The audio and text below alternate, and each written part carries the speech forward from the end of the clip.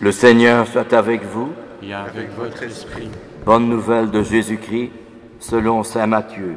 Gloire à toi, Seigneur. En ce temps-là, Jésus disait à ses apôtres, « Ne craignez pas les hommes, rien n'est voilé qui ne sera dévoilé, rien n'est caché qui ne sera connu. »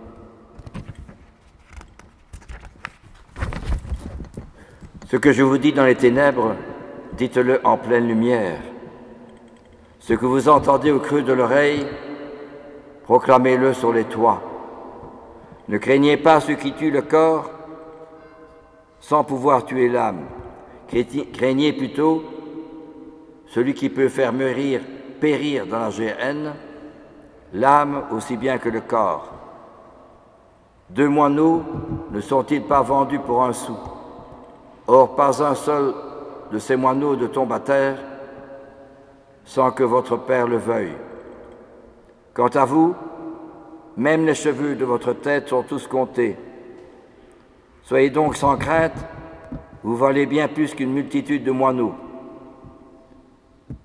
Quiconque se déclarera pour moi devant les hommes, moi aussi je me déclarerai pour lui, devant mon Père qui est aux cieux. Mais celui qui me reniera devant les hommes, moi aussi je le renierai devant mon Père qui est aux cieux. Acclamons la parole de Dieu. Louange à toi, Seigneur Jésus. Ne craignez pas les hommes, rien n'est voilé qui ne sera dévoilé, rien n'est caché qui ne sera connu. Ce que je vous dis dans les ténèbres, dites-le en pleine lumière. Que veulent dire ces paroles de notre Seigneur dans notre vie d'aujourd'hui, à travers les événements de notre vie? Que veulent dire ces paroles de notre Seigneur? Un jour, un jeune, Jean-Pierre, je peux dire son nom puisqu'il est décédé, vient me trouver et me dit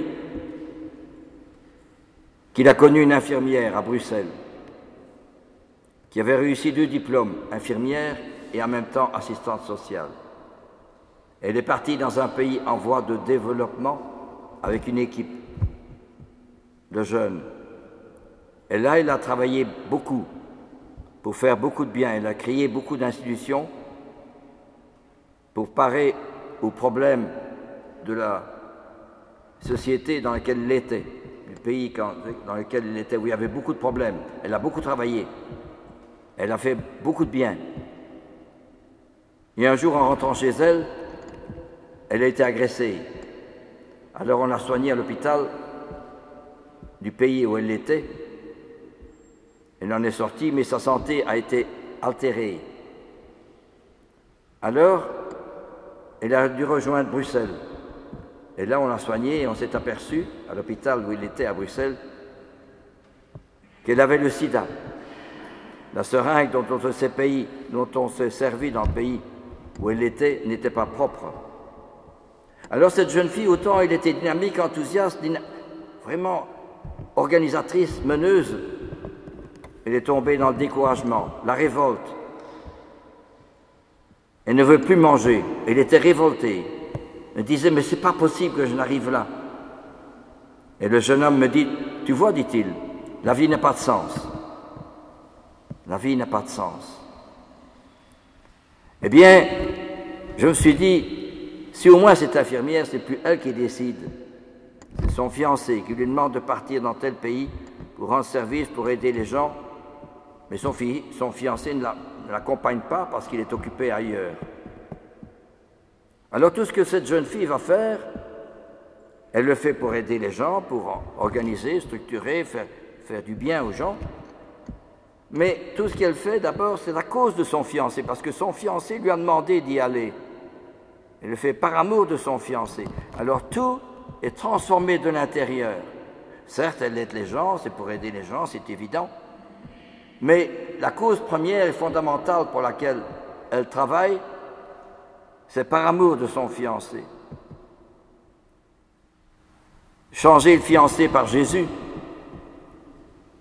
Alors elle le fait à cause de Jésus, en vue de Jésus, et par amour de Jésus. Alors tout est transformé de l'intérieur. On ne se cogne plus aux réalités, un malade, ou bien le sida, ou bien des problèmes, la pauvreté, l'élevé de nuit, la langue qu'il faut parler, etc. La pauvreté qu'ils vont rencontrer. Eh bien non, elle voit tout de l'intérieur, d'une autre façon que la première infirmière. Eh bien c'est cela que notre Seigneur vient nous dire aujourd'hui. De redécouvrir le sens de notre vie dans un monde où il n'y a plus de sens de vie, ou presque plus.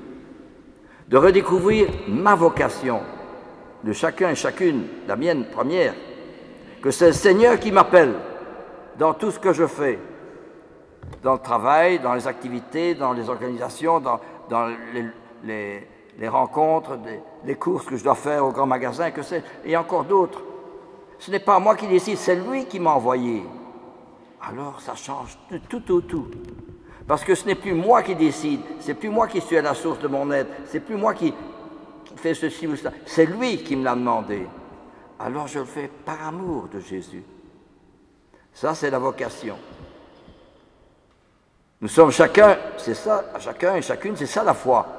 Redécouvrir que le Seigneur m'appelle là où je suis, là où je vis, même si je suis seul, ou je suis âgé, ou dans ma famille il y a des problèmes, ou je suis seul dans mon living. Eh bien, justement, il m'appelle là. Il m'appelle par mon prénom. C'est ça la foi, hein? Cette rencontre personnelle entre lui et moi. Et deuxième chose qu'on a perdu terriblement aujourd'hui, c'est la mission qu'il me confie. Il me confie une mission personnelle. Il la confie au pape, un évêque, un prêtre et des laïcs, c'est évident. Mais il me confie à moi, personnellement, une mission qu'il me demande d'accomplir dans mes activités, dans mes rencontres, dans mes courses, dans les comptes que je dois faire, etc., comptabilité, et des personnes que je rencontre. Eh bien, il me demande de vivre une mission, sa mission, pas la mienne. Sa mission. Quelle est donc cette mission? Ah, ça, frères et sœurs, Jésus me demande, viens. Et les saints, Thérèse de Lisieux, Charles de Foucauld, Père Cole, Frère Lucien Marie, allez, viens. Ils me prennent par la main, ils me conduisent à la croix de Jésus.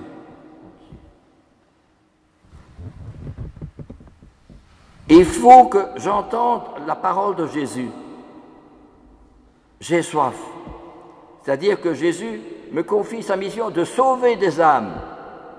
Oui, mais je ne sais pas aller dans les pays en voie de développement. Il ne s'agit pas de partir dans les pays étrangers. Il s'agit de là où tu es. Mais je suis seul. Justement, je t'attends là. Parce que chaque action que je vais faire, c'est à cause de Jésus, puisque lui me l'a demandé. Mais je le fais par amour de lui. Parce que c'est fait par amour, chaque petite action, humble, monotone, ennuyeuse, soulève le monde. Je fais du bien. Ça, c'est extraordinaire, ça. Parce qu'aujourd'hui, on ne parle plus comme ça. Tout ce qui est caché, tout ce qui est inutile, basta. Mais justement, tout ce qui est petit, humble, caché, a une valeur infinie aux yeux du bon Dieu. Et il me demande de répondre à son appel, de sauver des âmes. Avec une épine, tu peux sauver une âme. Ça, c'est extraordinaire, ça. Parce que quand je regarde la télévision, ou j'écoute la radio, ou je vais lire mon journal, ou une revue, je suis découragé. Hein.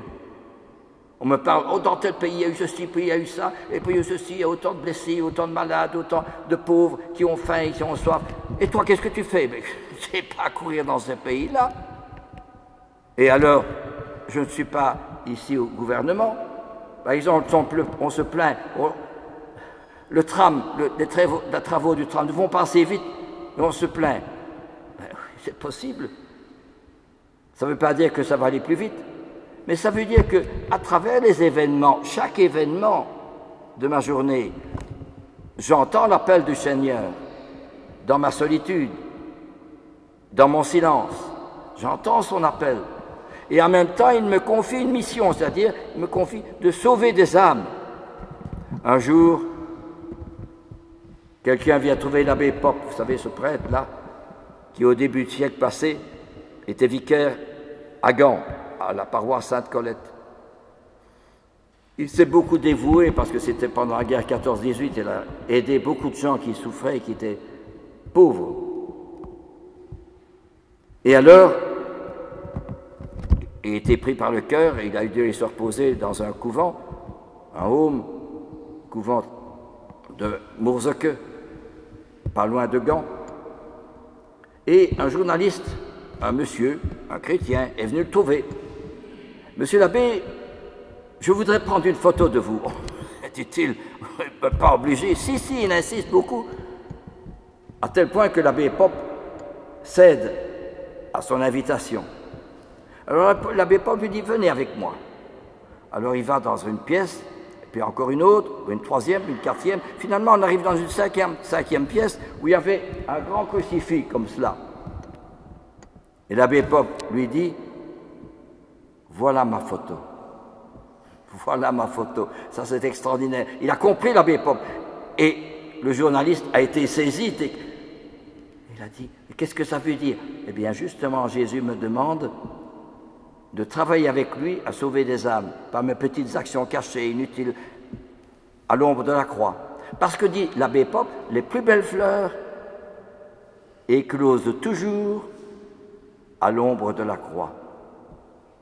Et le journaliste fait répéter une seconde fois, comment dites-vous? Eh bien, les plus belles fleurs éclosent toujours à l'ombre de la croix. Alors, le journaliste n'a peut-être pas pris une photo de l'abbé Pope, il a pris une photo peut-être du Christ en croix, comme ici, mais il a compris. Et ce journaliste s'est converti. Et depuis lors, il est devenu un ami de l'abbé Pope. Il a dit, cher abbé Pope, j'ai compris ce que vous me demandez. Ma vie était inutile, j'en avais marre, parfois j'étais révolté. Vous m'avez fait comprendre le chemin de l'amour. Que toute petite action faite par amour, à l'ombre de la croix, a une valeur infinie pour sauver des âmes. Dans le cœur de l'Église, je serai l'amour, disait la petite Thérèse. Alors oui, ce que dit Jésus, quand même les cheveux de votre tête sont tous comptés, vous valez bien plus qu'une multitude de moineaux. Cela veut dire, je fais confiance. Il m'appelle dans ce que j'ai vu. Par exemple, excusez-moi de parler de moi, mais je n'ai jamais demandé à m'occuper de tas de jeunes comme ça. Je voulais avoir une vie de paroisse. Et il se fait que ça m'est tombé sur le dos. Une centaine de jeunes par jour, ce n'était pas possible. J'ai pleuré même. J'ai dit, je ne saurais pas y arriver, ce n'est pas possible. L'appel du Seigneur. Et la mission qu'il me confie, alors j'ai fait une chapelle, j'ai prié. Alors là, j'ai compris. Et à travers tous ces détails de petites actions faites d'accueil, l'écoute, le service, eh bien, chaque action faite par amour est inscrite en lettres d'or dans le ciel. Ça, c'est magnifique. Hein? C'est tout le contraire de nos sociétés, on en a marre, on a tout ce qu'il faut pour vivre. Comme me disait un monsieur, j'ai tout, j'ai une bonne épouse, j'ai des enfants. Vraiment, je suis bien, je gagne bien ma vie. Mais je me livre à l'alcool. Et parfois, je suis violent avec ma femme et mes enfants. On a oublié l'essentiel de la vie. Pourquoi est-ce qu'on est sur la terre? Voyez-vous, eh bien, c'est cela que notre Seigneur vient nous rappeler. Celui qui me reniera devant les hommes, eh bien, je le renierai devant mon Père qui est aux cieux. Mais celui qui me déclarera pour moi devant les hommes, moi aussi, je me déclarerai pour lui devant mon Père qui est aux cieux. Et la seconde lecture qui est magnifique. Combien plus le péché nous a rendus dans l'incertitude, dans la révolte, dans l'angoisse, on n'en comprend plus. Eh bien, justement, la grâce me donne en abondance dans mon cœur. Voyez-vous, l'abbé Pope qui va voir le Christ là en croix, et la messe, c'est le Christ en croix aussi, hein, qui me confie des tas de grâces, beaucoup plus que la télévision ou les films ou les journaux ou la revue. Il me confie des tas de grâces dans mon cœur et je suis émerveillé. Voilà une qualité qu'on a plus aujourd'hui, l'émerveillement. L'émerveillement. Parmi tous ces jeunes, je m'excuse de parler de ça, mais parmi tous ces jeunes que j'ai accueillis, SDF, etc., parfois c'est dur, c'est difficile, c'est révoltant parfois. Eh bien, vendredi, il y en a un qui est venu avec un colis. C'était des fraises. Je dis, qu'est-ce que tu fais avec ça? C'est pour vous dire merci pour tout ce que vous faites pour nous. Un petit geste, c'est magnifique, hein? Eh bien, c'est ça que le bon Dieu veut nous donner. Que quand on donne sa vie à notre Seigneur, on découvre ma vocation, et je découvre ma mission, c'est la mienne, hein, pour sauver des âmes avec Jésus. Et alors, il y a des choses merveilleuses qui se passent. Que le Seigneur donne un clin d'œil, donne des grâces, donne de l'amour. Je ne dis pas des fraises, mais donne des choses merveilleuses. Eh bien, voyez-vous, frères et sœurs, il suffit d'une étincelle pour mettre le feu à une forêt. Avec une épine, tu peux sauver une âme. Et tu peux être un témoin, un missionnaire formidable, même si tu restes chez toi dans ton living. Simplement parce que tu as compris et tu partages l'appel de Jésus sur toi, tout seul. Et que aussi, tu travailles avec lui à lui sauver des âmes. Tu as compris ma mission. Amen.